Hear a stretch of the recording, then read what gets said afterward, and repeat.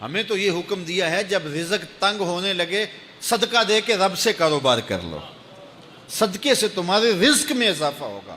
یہ رب کا وعدہ ہے اور اللہ کے وعدے جھوٹے نہیں ہو سکتے۔ اگر تم شکر کرو گے وہ تمہیں اور زیادہ عطا کرے گا، اور اگر تم شکر نہیں کرو گے وَلَا إِن كَفَرْتُمْ کفران نعمت کرو گے إِنَّ عَذَابِي لَشَدِيدٌ تو پھر میرا عذاب بڑا سخت ہے۔ رزق کے اضافے کا ایک اور بہت بڑا سبب انفاق فی سبیل اللہ ہے۔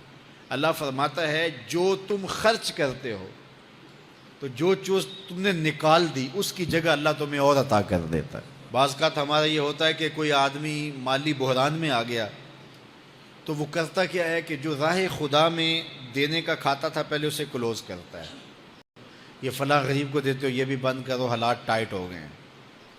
لیکن 5 گاڑیاں ہیں تو 2 گاڑیوں پہ گزارا کر لیا جائے پیٹرول بچے، یہ نہیں ہو سکتا۔ گھر کے لچھن وہی ہیں لیکن بند کہاں سے کیا؟ جہاں سے رزق آنا تھا۔ ہمیں تو یہ حکم دیا ہے جب رزق تنگ ہونے لگے صدقہ دے کے رب سے کاروبار کر لو۔